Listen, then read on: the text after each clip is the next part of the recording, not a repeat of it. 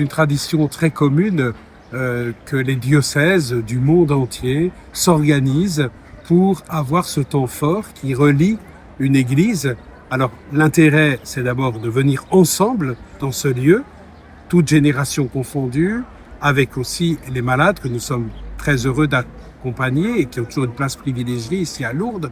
Je pense que ça fortifie notre communion, ça nous remet aux sources de la foi en reconnaissant que Marie est notre mère commune. Donc c'est vraiment une démarche commune et à la fois personnelle qui, j'en suis sûr, vivifie un diocèse et lui donne une énergie nouvelle pour annoncer l'Évangile.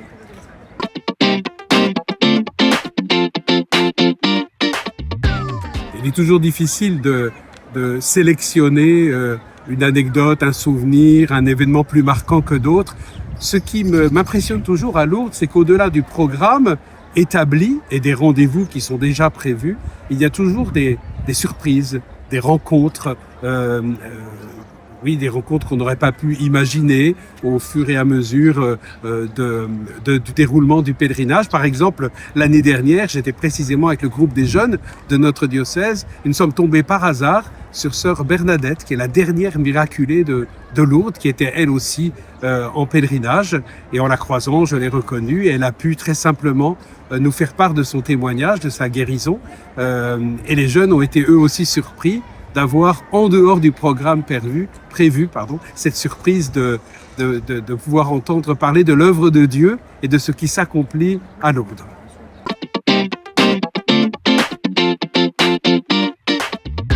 Peut-être ce qui est particulier dans le pèlerinage de Lourdes, c'est le fait qu'on se retrouve chaque année à la même période. C'est un pèlerinage récurrent et ça me fait penser à ce que disait le prédicateur du pèlerinage ce matin lors de la messe d'ouverture.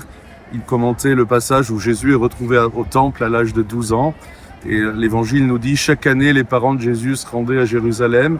Et bien, chaque année, le diocèse de Monaco se rend à Lourdes.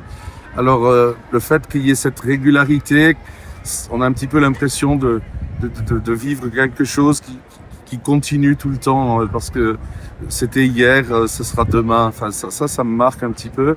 Et sans ça, la particularité de Lourdes, c'est vraiment la place centrale qui est donnée, je pense, aux malades, de voir les gens qui manifestent vraiment une charité, un service, une attention aux uns aux autres. On sent bien ici que nous sommes accueillis par la Vierge Marie, qui nous ouvre ses bras, qui accueille tout le monde. Et tout le monde est dans cette démarche d'accueil.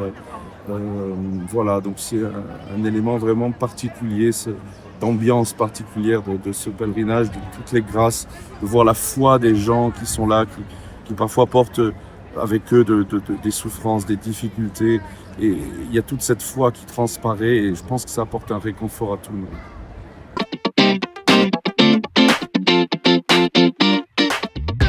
Alors, au cours du pèlerinage, je pense que l'exercice est réussi si on a l'impression que tout se passe très bien et que c'est très simple à organiser. Et si on a cette impression, c'est parce qu'en fait, on a beaucoup travaillé avant, puisqu'effectivement, c'est quand même une lourde organisation. On est toujours entre 120 et 150. Donc, il y a différents aspects qui entrent en compte. Il y a très en amont, un pèlerinage, ça se programme 2 ans à l'avance avec le service de planification du sanctuaire. On doit déterminer les dates du pèlerinage, les lieux que l'on occupera. Il y a toute la dimension du voyage aussi. On a 3 ou 4 autobus, un bus ambulance pour les malades. Donc tout ça, ça se prépare. L'hébergement, trouver l'hébergement qui convient, qui est le plus adapté. Voilà, donc oui, de fait, il y a toute une préparation qui ne se voit peut-être pas, mais qui est quand même assez pesante. Mais voilà, avec l'habitude, petit à petit, on arrive à s'en sortir relativement bien. Et l'impression que tout le monde à la fin a, c'est que c'était très simple, tout s'est très bien passé.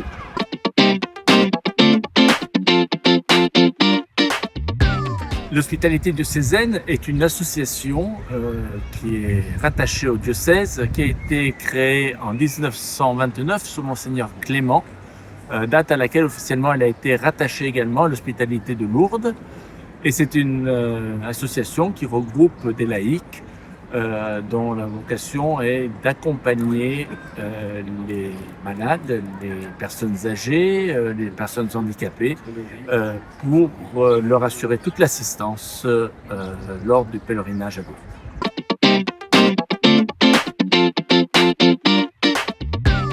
Cette année, nous avons 24 malades qui sont accompagnés par 50 hospitaliers, dont 8 sont détachés par le centre hospitalier Princesse grâce à Madame Dusseglinge qui gentiment détache ce personnel pour assurer l'assistance aux patients les plus nécessiteux. Ce qu'apporte bien évidemment la présence des malades au pèlerinage, c'est, je dirais, la raison centrale de ce pèlerinage. Lourdes est connue pour les miracles, mais au-delà des miracles, pour le bienfait spirituel que ce guide de pèlerinage apporte aux personnes qui ont des soucis de santé. Et donc c'est avec une grande joie de voir le réconfort que ce pèlerinage apporte aux personnes qui viennent ici et qui sont assistées par l'hospitalité diocésaine.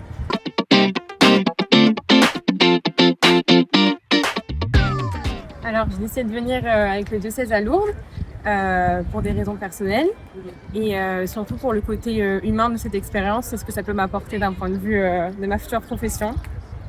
Donc c'est important pour moi et j'en garderai une très belle expérience.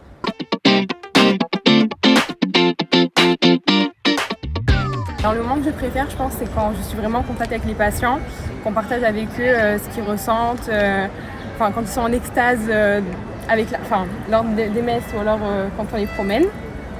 Et puis je pense qu'un moment que j'attends avec impatience, c'est le passage à la grotte.